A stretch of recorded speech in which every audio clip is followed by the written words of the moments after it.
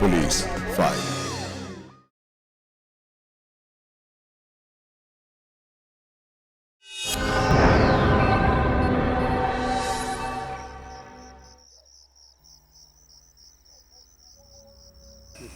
তাহলে বোঝদা, হ্যাঁ বলো। এবার তোমাদের কারখানায় বিশ্বকর্মা পুজো হচ্ছে বলো? হ্যাঁ নিশ্চয়ই বেশ ভালো খানাপিনা জমবে। তা তো হবে। কি হলো? দাঁড়াও দাঁড়াও, কি পড়ে রয়েছে মনে হচ্ছে? আরে ও মাতাল, মালজাল খেয়ে উল্টে রয়েছে। না গো, হ্যাঁ অমন পরিষ্কার পোশাক আশাক, মনে তো হচ্ছে মাতাল নয়। আরে আমার কি মনে হচ্ছে জানো, হ্যাঁ বলো। লোকটা অসুস্থ হয়ে পড়েছে। হ্যাঁ হ্যাঁ গো, দাঁড়াও তো দেখি। আরে ওখানে যাওয়ার কি দরকার? আরে তুমি দাঁড়াও তো।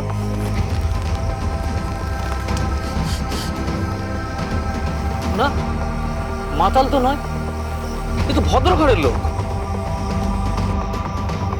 ও ভাই, ও ভাই শুনছেন?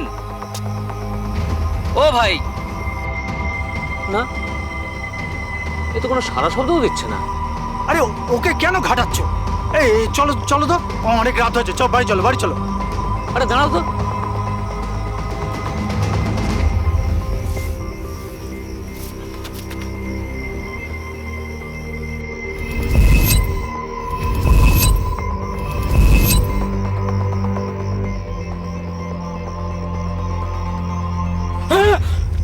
কি হলো?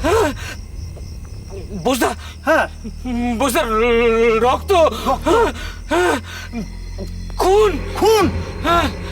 দাও দাও দাও দাও, আমি দেখি দেখি দেখি। আরে এ কি? হায় ভগবান, আরে এ তো আমাদের আনসার গাজী। আরে এমন অবস্থায় কে করলো? কি হবে এখন? ও, দরকার নেই, চলো চলো, আমরা পুলিশে খবর দিই।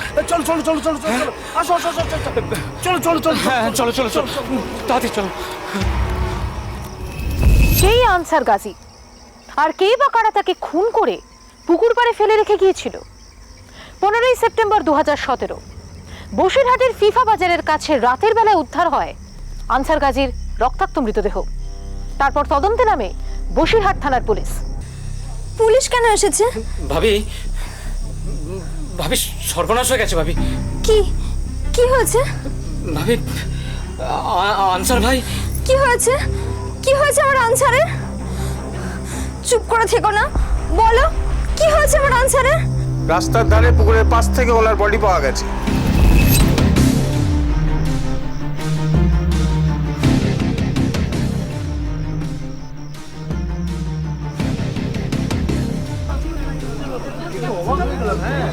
স্যার, ডেড বডির আশেপাশে কোনো অস্ত্র পাওয়া যায়নি।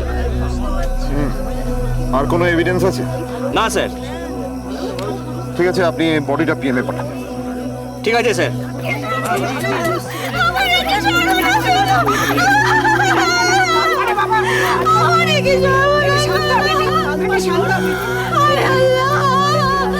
আমি কি গুনাহ করেছিলাম যার এত বড় শাস্তি দিলে? এত বড় শাস্তি দিলে?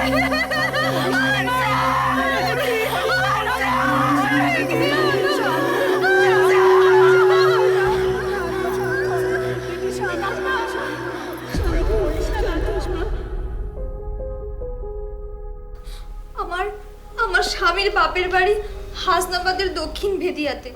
ও, তার মানে আপনারা এখানে ভাড়া বাড়িতে থাকেন? না স্যার, এটা আমার বাপের বাড়ি। 4 বছর আগে হাসনাবাদে আমার শাদী হয়, কিন্তু শাদীর কিছুদিন পর থেকে সংসারে এত ঝামেলা শুরু হয় যে আমি এখানে ফিফাতে আমার বাপের বাড়ি চলে আসি। আচ্ছা, আপনি আমাকে একটা কথা বলুন যে আপনার স্বামীর বাপের বাড়িতে এমন কি ঘটলো যার জন্য আপনারা সবকিছু ছেড়ে ছুড়ে এখানে চলে এলেন? স্যার, শাদীর কিছুদিন পর থেকে ওরা আমার উপর ভীষণ অত্যাচার শুরু করেছিল। ওরা মানে?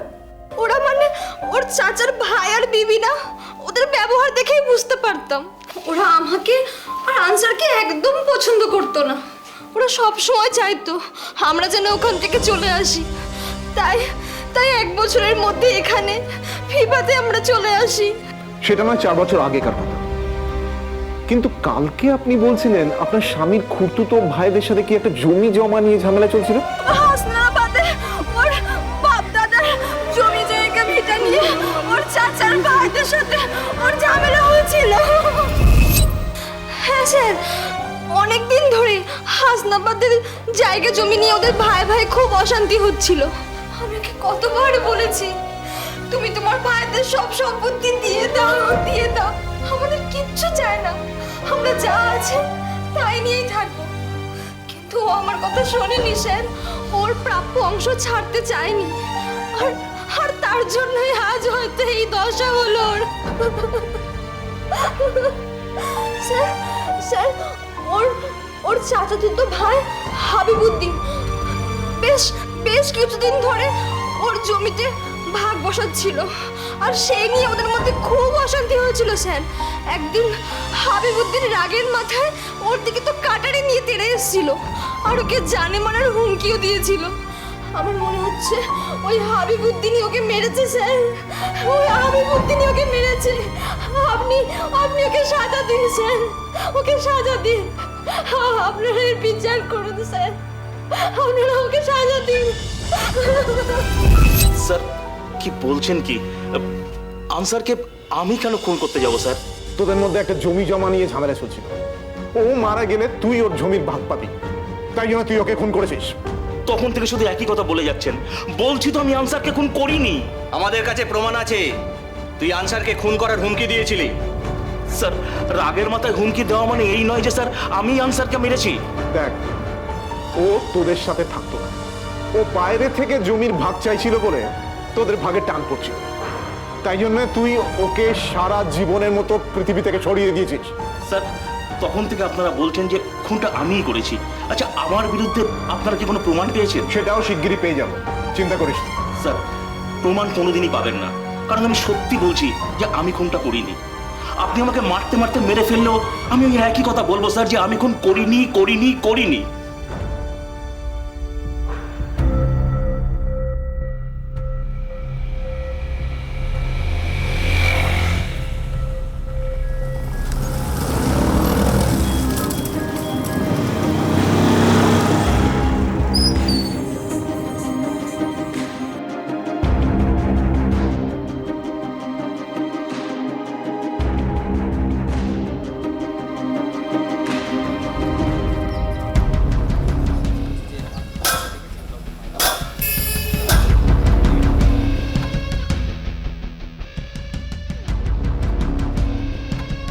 তার মানে আপনি বলতে চাইছেন যে ওদের স্বামী স্ত্রীর মধ্যে সম্পর্ক ভালো ছিল? হ্যাঁ স্যার, ভালোই তো ছিল। আমি তো খুব একটা ঝগড়া অশান্তি করতে দেখিনি। তবে স্যার অভাবের সংসার, সব পরিবারেই একটু অশান্তি হতেই থাকে স্যার। তবে ওদের পরস্পরের মধ্যে কিন্তু খুব ভালোবাসা ছিল। আচ্ছা আনসারের ভাইদের সাথে ওর সম্পর্ক কিরকম? শুনেছি তো খুব একটা ভালো না, শ্বশুর বাড়িতে খুব একটা বনিবনা হচ্ছিল না, তাই এখানে এসে ছিল আর কি। আচ্ছা ঠিক আছে, দরকার পড়লে আবার আপনার সঙ্গে যোগাযোগ করব। চলি।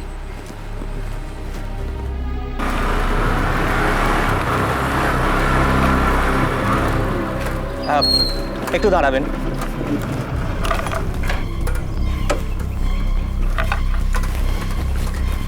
আচ্ছা দিদিরা আপনারা কি এখানেই থাকেন? হ্যাঁ। আচ্ছা ওই নাজমা আর তার স্বামীর কোনো অবৈধ সম্পর্ক ছিল? তবা তবা, এ আপনি কি বলছেন স্যার? আনসার ভাই খুব সরল সিধা সাদা মানুষ ছিল, নিজের কাজ ছাড়া অন্য কিছু বুঝতোই না। আর নাজমা? নাজমা, ওর কথা কি বলবো স্যার, ও তো আজকালকার মেয়েদের মতো নয়। ঘরের কাম কাজের জন্য যতটুকু প্রয়োজন ঠিক ততটুকু সময়ও ঘরের বাইরে থাকতো, আর বাকি সময় নিজের ঘরেই বসে থাকতো। বাকি সময়টা নিজের ঘরেই থাকতো। আচ্ছা ঠিক আছে, দরকার পড়লে আপনাদের সঙ্গে পরে কথা বলবো। চলো।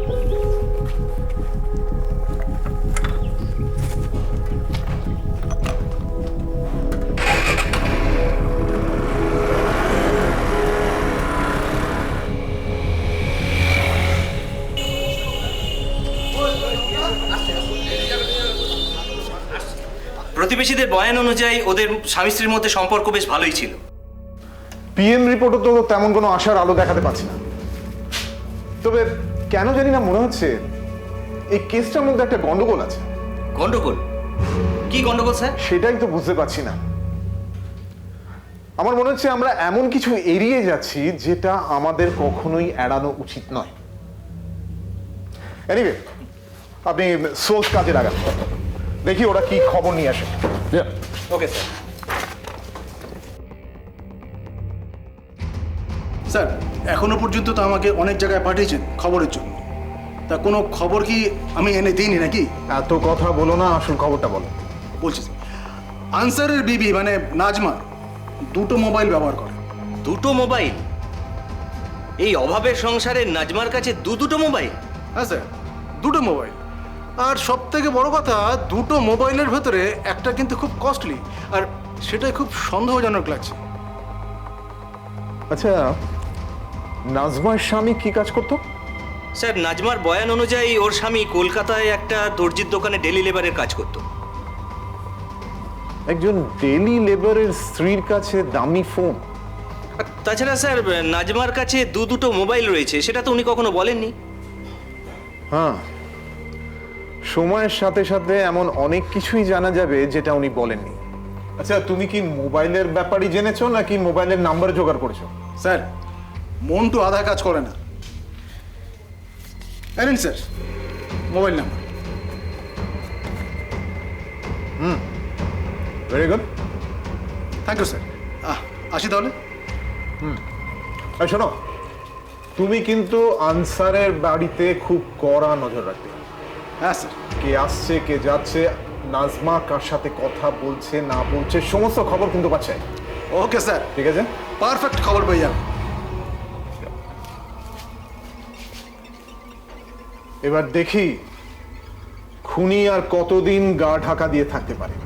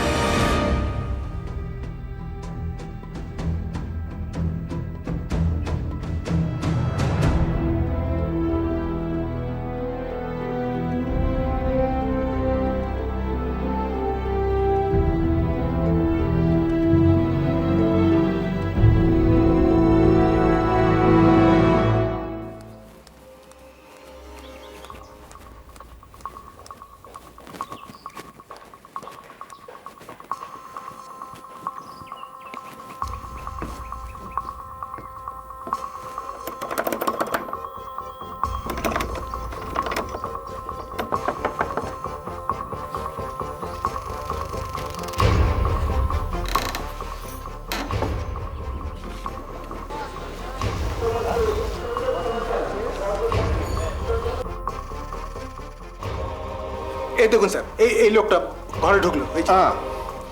আমি প্রথম থেকেই আন্দাজ করেছিলাম যে এই মহিলা আমাদের মিসলিড করছে। হ্যাঁ স্যার, যাতে ওই আনসারের ভাইয়ের নামে দোষটা চাপিয়ে দিয়ে কেসের মোড়টা অন্যদিকে ঘুরিয়ে দেওয়া যায়। হ্যাঁ, যাতে সন্দেহের তীর ওর দিকে না যায়।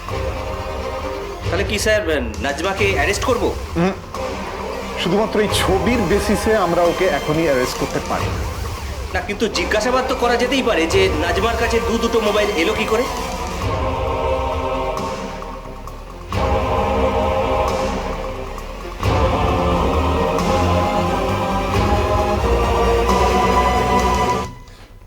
দুটো মোবাইল? কে বললো স্যার আমার দুটো মোবাইল? আমার কাছে তো এই একটাই মোবাইল। মোবাইল। এটা ছাড়াও বেশ একটা দামি মোবাইল আপনার কাছে আছে নাজমা বিবি, আমাদের কাছে খবর আছে। মিথ্যে বলে কিন্তু কোনো লাভ নেই, দুটো ফোনের নাম্বারই আমাদের কাছে আছে। এবার সত্যিটা বলে ফেলুন তো। হ্যাঁ স্যার, আমার কাছে দুটো মোবাইল ছিল, কিন্তু দুদিন আগে, মানে ও মারা যাবার দুদিন আগেই একটা ফোন হারিয়ে যায়। আপনার স্বামী তো কলকাতায় একটা দর্জির দোকানে ডেলি লেবারের কাজ করতো, আপনার কাছে অত দামি মোবাইল এলো কি করে? ওটা ওটা ওটা ওর মালিক ওকে খুশি হয়ে দিয়েছিল। আপনি মিথ্যে বলছেন। না স্যার, আমি সত্যি বলছি, আমি সত্যি বলছি। আনসারি আমাকে ফোনটা দিয়েছিল, আমি কেন মিথ্যে বলবো স্যার? আর দুদিন আগে ফোনটা হারিয়ে যায়। আমার ছোট ছোট দুটো বাচ্চার কসম স্যার, আমি সত্যি কথা বলছি, ওটা আনসারি আমাকে দিয়েছিল। কি করে হারালো? দুদিন আগে বাজার থেকে ফেরার সময় ফোনটার খুঁজে পাচ্ছি না। ফোনটা চুরি হয়ে যাবার পর আপনি থানায় ডায়েরি করেননি? না স্যার। কেন করেননি? স্যার, থানায় ডায়েরি করে তো কোনো লাভ হয় না, ফোন তো আর ফেরত পাবো না, তাই জন্য করিনি স্যার। আমি যদি জানতাম ওই একটা ফোনের জন্য আপনারা আমাকে এত জেরা করবেন, তাহলে আমি ঠিক ডায়েরি করতাম স্যার। ফোন চুরি হলে থানায় অবশ্যই ডায়েরি করানো উচিত। সেটা শুধু এই উদ্দেশ্যে নয় যে পুলিশ সেটা পরে খুঁজে এনে দেবে, বরং তার চেয়েও বড় ব্যাপার হচ্ছে যে সেই ফোন থেকে যদি কোনো সন্ত্রাসমূলক কাজকর্ম হয়ে থাকে, তাহলে পরবর্তীকালে আপনি কোনো রকম ভাবে দায়ী থাকবেন না। স্যার, আমি মুখ্য সূক্ষ্ম মেয়ে মানুষ স্যার, আমি কি এত কিছু জানতাম? কিন্তু আপনারা কি এখন আমাকে সন্দেহ করছেন? পুলিশের চোখে কেউই সন্দেহের ঊর্ধ্বে নয়, আপনিও নয়। মানে আপনারা কি ভাবছেন আমি আমার স্বামীকে মেরেছি? আমি কেন আমার স্বামীকে মারতে যাব স্যার? আমি তো আনসারের সাথে খুব সুখেই ঘর করছিলাম, আমি আমার স্বামীকে মারার কথা স্বপ্নেও ভাবতে পারি না স্যার। দেখুন, আমাদের কাছে অনেক তথ্য প্রমাণ আসতে বাকি আছে, আর সেই সব প্রমাণগুলো যদি আপনার বিরুদ্ধে যায়, তাহলে আজকে আমরা যেভাবে আপনার সাথে কথা বললাম, সেদিন কিন্তু আর এভাবে কথা বলবো না। চলে যান। আসুন।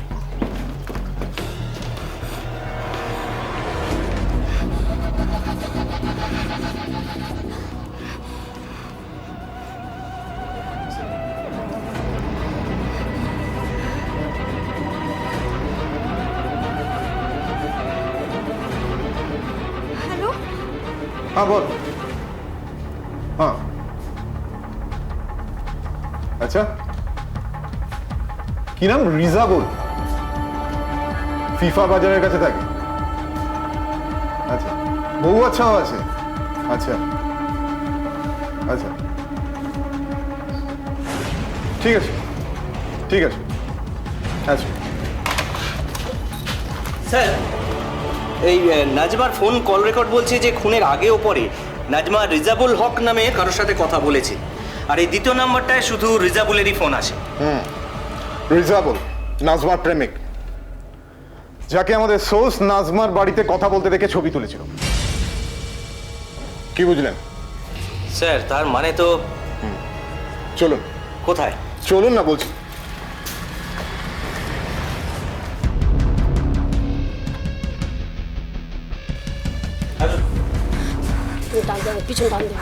আমি কিছু করিনি, বিশ্বাস করুন, বিশ্বাস করুন, আমি কিছু করিনি, আমাকে ছেড়ে দিন। আমি কিছু করিনি, আমি নির্দোষ, আমাকে ছেড়ে দিন। আমি কিছু করিনি, বিশ্বাস করুন, আমি কিছু করিনি, আমি নির্দোষ, আমাকে ছেড়ে দিন। আমার কোনো দোষ নেই, আমাকে ছেড়ে দিন, বিশ্বাস করুন, আমি কিচ্ছু করিনি, আমি কিছু করিনি, আমাকে ছেড়ে দিন, বিশ্বাস করুন, আমি কিছু করিনি।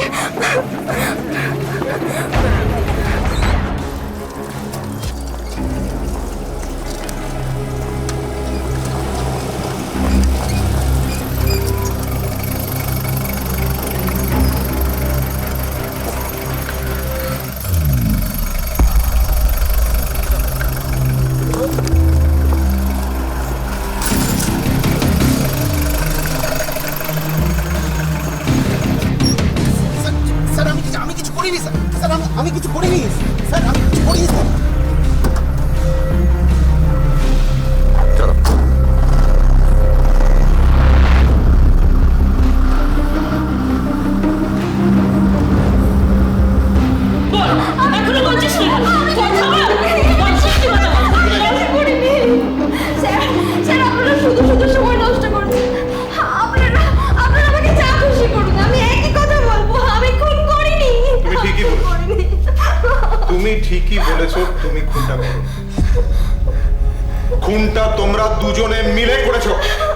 আর সাফাই গেয়ে লাভ নেই, রিজাবুল সব স্বীকার করে নিয়েছে। পুলিশের মারের চোটে বোবাও গঙ্গ করে সব করতে শুরু করবে। কি কি বলেছে রিজাবুল? সব বলেছে। বলেছে তোমার সাথে রিজাবুলের অবৈধ সম্পর্ক ছিল, আর তখন তোমার স্বামী যখন দেখে নেয় সেটা, তখন তুমি রিজাবুলকে দিয়ে তোমার স্বামীকে খুন করিয়েছো। মিথ্যে কথা, এসব মিথ্যে কথা, একদম সত্যি কথা নয়। মিথ্যে কথা বিশ্বাস করুন। ওই রিজাবুল ও আমাকে প্রচন্ড বিরক্ত করতো, রাস্তাঘাটে যখনই পারতো আমাকে বিরক্ত করতো। ও তো বলেছিল আমি যেন আনসারকে তালাক দিয়ে দিই, কিন্তু আমি আমার স্বামীকে খুব ভালোবাসতাম স্যার, বিশ্বাস করুন। আমি এসবের কিছুই জানতাম না। ওই রিজাবুলই মনে হয় আমার আনসারকে মেরেছে, আর এখন আমার নাম জড়াচ্ছে। আমি তো এসবের কিছুই জানতাম না স্যার, বিশ্বাস করুন। আমি খুন করিনি স্যার, বিশ্বাস করুন। আমি খুন করিনি, এসবের কিছু জানতাম না স্যার, বিশ্বাস করুন। স্যার বিশ্বাস করুন, আমি খুন করিনি।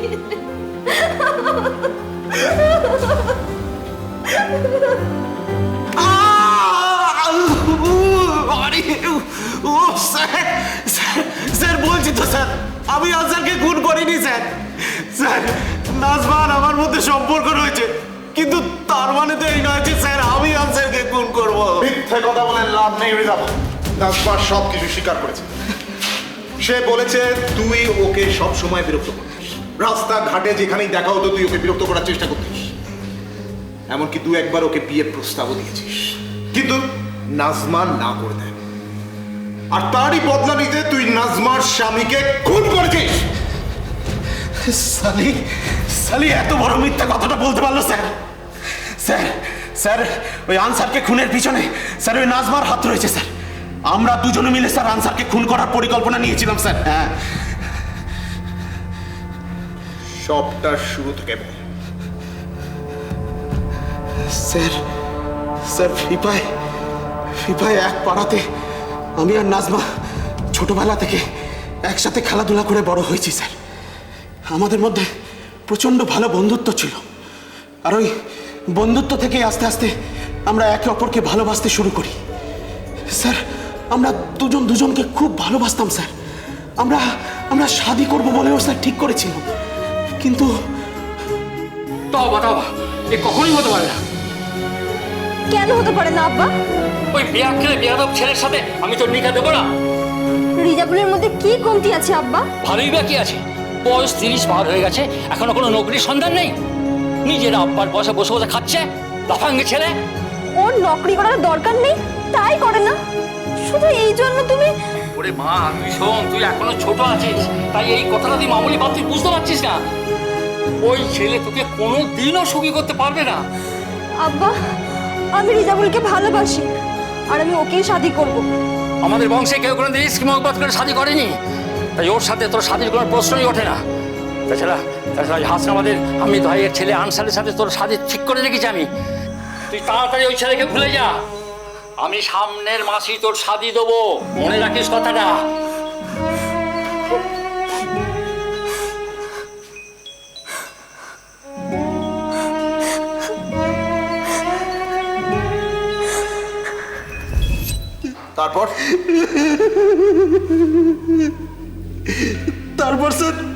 তারপর আমার সাথে আর নাজমার দেখা হয়নি স্যার। আমি কয়েকবার দেখা করার চেষ্টা করেছিলাম, কিন্তু স্যার ও আমার সাথে দেখা করেনি। তারপর একদিন শুনলাম যে ও আনসার নামের কাউকে শাদি করে স্যার হাসনাবাদ চলে গেছে। কিন্তু হাসনাবাদ যাওয়ার পরও তুই ওর পিছু ছাড়লি না, তাই তো? না স্যার, না স্যার, ও শাদি করে চলে যাওয়ার পর স্যার আমিও স্যার শাদি করে নিই স্যার। তারপর স্যার 2 বছর আমাদের মধ্যে কোনো যোগাযোগ ছিল না স্যার। আবার যোগাযোগটা হলো কি করে? হঠাৎ করে একদিন শুনলাম যে নাজমা নাকি ওর শ্বশুর বাড়িতে অশান্তির কারণে ওর কসমকে নিয়ে ফিফায় ওর বাপের বাড়িতে চলে এসেছে স্যার।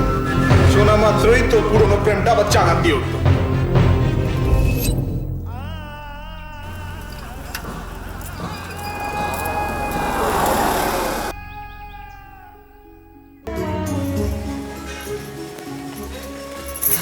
কি হলো? রাস্তা ছাড়ো। কেমন আছো? ভালো না, তুমি মোটেই ভালো নেই। তোমার চেহারা দেখে সেটা বুঝতে পারছি। কত রোগা হয়ে গেছো তুমি। আচ্ছা, শুনেছি তোমার শ্বশুর বাড়ির লোকেরা নাকি তোমার উপর খুব অত্যাচার করতো। রাস্তা ছাড়ো, আমাকে যেতে দাও। নাজমা, কয়েকদিন ধরেই দেখছি যতবার তোমার সাথে দেখা হয়েছে তুমি আমাকে এড়িয়ে এড়িয়ে গেছো। কেন নাজমা?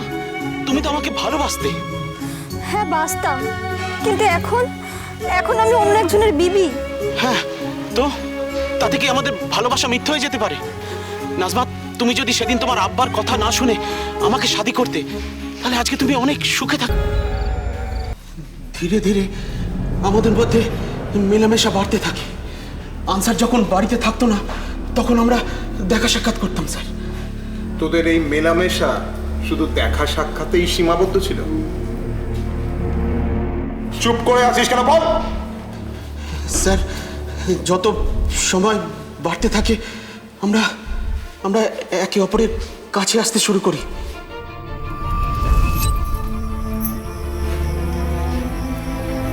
এ কি, তুমি তুমি এখানে কি করছো? তোমাকে ছাড়া একদম ভালো লাগছে না নাজমা। ছাড়ো, কেউ চলে আসবে। এখন তো ভর সন্ধ্যাবেলা, এখন কে আসবে? আর তোমার কসম তো রাত 8টার আগে বাড়িতে আসেই না। কিন্তু যদি আজ তাড়াতাড়ি চলে আসে? যদি তাড়াতাড়ি চলে আসে তাহলে দেখবে ওর বিবিকে আমি কিরকম আদর করছি।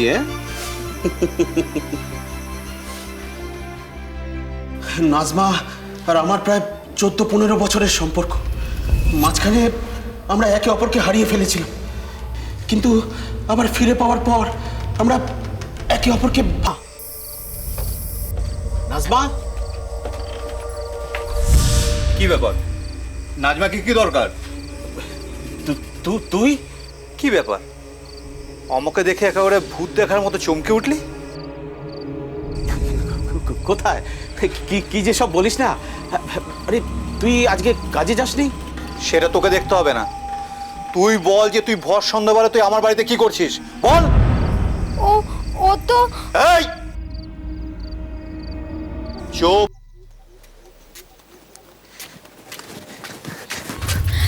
কি করছো? কি রাস্তার মধ্যে কেউ দেখে ফেলবে। দেখলে দেখুক, কিন্তু আমি তো আর পারছি না। বাজে বকো না। সেদিন যখন আনসার অতগুলো কথা শোনালো, তখন তো চুপ করেছিলে। তো আমি কি বলতাম? আচ্ছা, তুমি কি আমায় এখনো ভালোবাসো?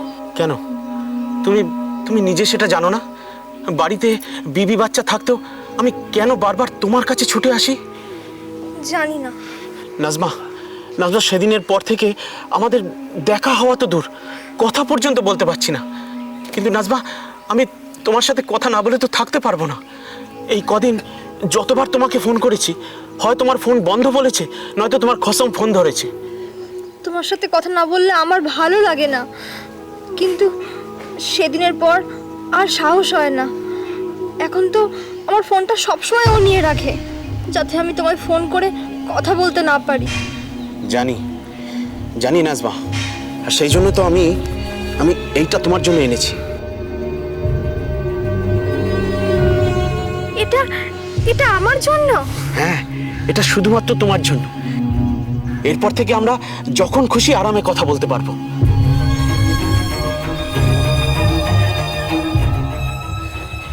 তবে হ্যাঁ, ফোনটা কিন্তু খুব সাবধানে লুকিয়ে রেখো, যাতে এর ওপর আবার নয় আনসারের চোখ না পড়ে। হ্যাঁ, সে তুমি চিন্তা করো না। এই ফোনটা আমি এমন জায়গায় রাখবো যে কারোর চোখ পড়বে না। আচ্ছা, এটা ছবি তোলা যায়? হ্যাঁ, খুব সুন্দর ছবি ওঠে। এই দেখো, আমি তোমায় দেখাচ্ছি। এই হলো, এবার একটা সেলফি নিয়ে নি। আসো। তারপর থেকে স্যার সবকিছু ঠিকঠাকই চলছিল। আমার দেওয়া ফোনেই আমি নাজমার সাথে কথা বলতাম স্যার। আর নাজমা আমাকে পাগলের মতো এত ভালোবাসতে শুরু করলো স্যার, যে আমি যদি আমার নিজের বিবি বাচ্চাকে নিয়েও যদি কোথাও যেতাম, নাজমা ভীষণ রেগে যেত, অশান্তি করতো, ঝগড়া করতো, আর আমাকে ওকে শাদী করার জন্য জোর দিত। আমি ওকে কোনো মতে বোঝানোর চেষ্টা করতাম। সবই ঠিক চলছিল, কিন্তু গোদের ওপর বিষ ফোড়ার মতো একদিন নাজমার কসম আনসার আমায় আর নাজমাকে একসাথে দেখে ফেলল। সেদিন আনসার প্রচন্ড ঝামেলা করে, ওকে বকাঝকা করে, মারধরও করে। আর আর তারপর থেকে নাজমা ওকে শাদি করার জন্য আমাকে আরো জোর দিতে লাগলো। নাজমা, তুমি বারবার একই কথা কেন বলছো বলো তো? তুমি তো জানো যে আমাদের শাদী সম্ভব নয়। যদি শাদি করতে না পারো তাহলে আজকের পর আর এখানে এসো না। নাজমা, নাজমা তুমি এই কথাটা বলতে পারলে? নাজমা, নাজমা তোমার কাছে না আসলে তো আমি পাগল হয়ে যাব নাজমা। আমি আমি তোমার জন্য দিন রাত আনসারের কাছে যা নয় তাই শুনছি। আমি আর পারছি না রিজাবুল, তুমি আমাকে এখান থেকে নিয়ে চলো, তুমি আমার শাদি করে এখান থেকে নিয়ে চলো। দেখো, তোমার তোমার শাদি করতে আমার কোনো অসুবিধা নেই, কিন্তু কিন্তু এই আনসার, ও কি তোমায় আমার সাথে শাদি করতে দেবে? তুমি ওকে তালাক দিলে ও তোমায় আমার সাথে শাদি করতে দেবে না। ও আমাকে শাদি করতে না দিলে আমি কি করব সেটা আমি ঠিক করে রেখেছি। কি করবে? শালাকে এই দুনিয়া থেকে সরিয়ে ফেলবো। মানে? খুন করব। খুন? হ্যাঁ, শালা আমাকে অনেক জ্বালিয়েছে, আর যত দিন বাঁচবে তত দিন জ্বালাবে। তাই ওকে এই দুনিয়া থেকে সরিয়ে ফেলতে হবে, আর খুনটা তোমাকেই করতে হবে। আমাকে? হ্যাঁ, যদি আমাকে পেতে চাও তাহলে খুনটা তো তোমাকে করতেই হবে, আর কখন কিভাবে খুন করবে সেটা আমি তোমায় বলে দেব। এখন বলো, কাজটা তুমি পারবে কি না? নাজমা, নাজমা, নাজমা, নাজমা, আমি আমি তোমায় পাওয়ার জন্য সব কিছু করবো নাজমা, সব কিছু করবো, সব কিছু করবো, সব কিছু করবো। তারপর স্যার, আমি আর নাজমা মিলে আনসারকে খুন করার পরিকল্পনা করি। আনসার কখন কাজ থেকে বাড়ি ফেরে বা বাড়িতে ফিরে কখন ও নামাজ পড়তে যায়, সমস্ত সমস্ত খবর স্যার ওই নাজমা আমাকে ঠিক ঠিক করে দিতে থাকে।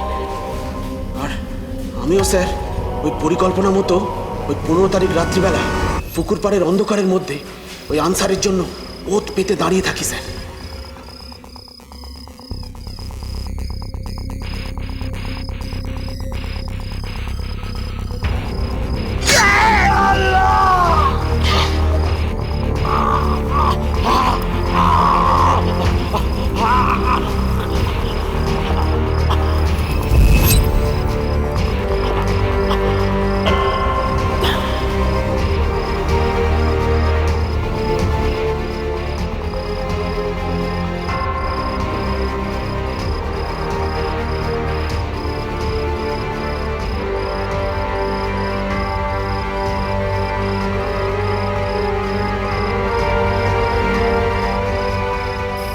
হ্যালো, কাজটা ঠিক করে হয়েছে? তোমার কিছু হয়নি তো? আরে বাবা, আমার কি হবে? একদম একদম সব ঠিক আছে। মালটাকে যে মেরেছি, মালটা কিছু টেরই পায়নি। কেউ আসার আগে ওখান থেকে সরে পড়ো, আর হ্যাঁ, কোনো সাবুত যেন পড়ে না থাকে। হ্যাঁ, ঠিক আছে, ঠিক আছে।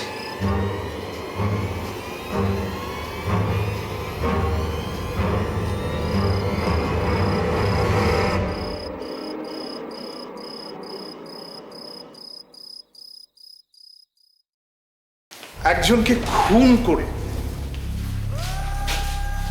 আরেকজনকে ভালোবাসা যায়? তুই তোর বউ বাচ্চার কথা ভাবি, তাদের কি হবে? নাজমাও নিজের বাচ্চা দুটোর কথা ভাবলো না। একটা খুনের সাথে সাথে দুটো সংসার ভেসে গেল। তোরা তো এখন জেলের ঘাড়ি কাটবি।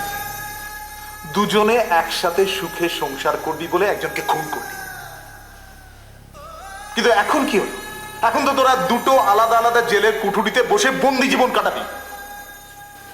সুখে তো থাকতে পারলি না, উল্টে একটা ভুল রাস্তা বেছে নিলি। পরকীয়ায় জড়িয়ে নাজমা রিজাবুল নিজেদের জীবন তো নষ্ট করেই দিল, তারা একসঙ্গে কতগুলো মানুষের জীবনকে ঠেলে দিল ভবিষ্যতের অজানা অন্ধকারের দিকে। রিজাবুলের স্ত্রী ও তার সন্তান, নাজমার 2 সন্তান, খোদ আনসার, কতগুলো জীবন একসঙ্গে তছনছ হয়ে গেল। কাউকে খুন করে কি কোনো ভালোবাসার মানুষকে কাছে পাওয়া যায়? কেন মারলে দিদি? ও দিদি, কেন মারলে? তুমি মারো নাই? বলো বলো। সেদিনকে তুমি তো আমাকে বলছিলে, আমাকে ডেকে, যে কে আসল কে খুনি মেরেছে সেটা বলো? বলো একটু। তুমি কিছু জানো না? পুলিশ এমনি এমনি ধরে নিল?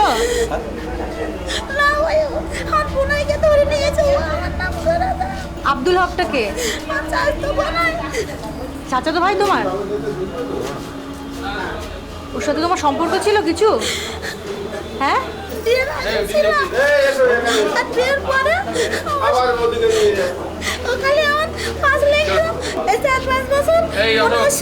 সম্পর্ক নেই, খালি ফোন করে আমার। আর সেটা আমার জানায় অনেকদিন বলেছে না আমার সঙ্গে বিয়ে করবে না, তো তারা অ্যাসিড মারবো, শ্বশুর বাড়ি ঝামেলা আছে জমি জায়গা না। আমার শুধু বলে কিনা যে তোর স্বামী বলে মার্ডার হয়ে যাবে ওখান থেকে, ওরাই তো শ্বশুর বাড়ির লোকে মার্ডার করে দেবে। ওরা মানে কারা? আর শ্বশুর বাড়ির জমি না ঝামেলা হয়েছে আমাদের। তাহলে মেরেছে কে? তোমার কে মনে হয় মেরেছে কে?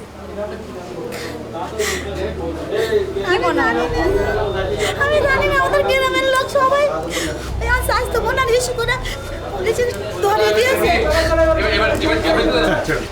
আমি তো বলছি স্যার, আমার সঙ্গে অনেকদিন থেকে জড়িত স্যার, এই 20 বছরের সম্পর্ক না। উনি আমাকে সব কিছু দিয়ে করিয়েছেন, স্বামীকে মারার, ওর স্বামীকে মারার সব কিছু দিয়েছে। আব্দুল্লাহ বলছে আপনি তো ফোন করেছেন, বলছে না স্যার উনি জড়িত আছে আমার সঙ্গে। হ্যাঁ, ওনাকে দিয়ে উনি আমার দ্বারাই করিয়েছেন। আপনাকে দিয়ে করিয়েছেন? উনি আমার সঙ্গে জড়িত আছেন স্যার, বহুদিন জড়িত। তো ভালোবাসেন? কদিন যাচ্ছে কথা বলো।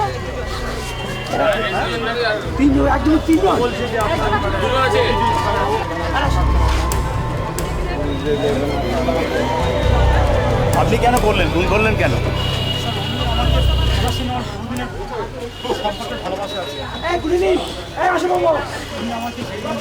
তাই বলে খুন করবেন?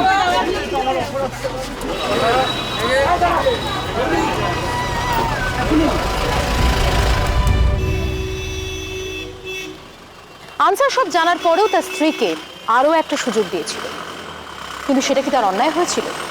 এই প্রশ্নের উত্তর কে দেবে? তবে আরও একবার একটা কথা অবশ্যই পুনরাবৃত্তি করতে হচ্ছে, পরকীয়া প্রেমের পরিণতি কখনোই ইতিবাচক হতে পারে না। স্বামী স্ত্রীর মধ্যে বনিবনা নাই বা হতে পারে, তার জন্য আইনানুগ ব্যবস্থা নেওয়া দরকার, কিন্তু নিজের হাতে আইন তুলে নিয়ে কাউকে খুন করে নিজে কখনোই সুখী হওয়া যায় না। খবরের কাগজে সবটা লেখা থাকে না, কিন্তু সেই সবটাই তুলে ধরে শুধুমাত্র পুলিশ ফাইলস। আজকের মতো এ পর্যন্তই। আপনাদের সঙ্গে দেখা হবে আগামী পর্বে। ততক্ষণ ভালো থাকুন, সাবধানে থাকুন, আর অবশ্যই সদা সতর্ক থাকুন, আর দেখতে থাকুন পুলিশ ফাইলস।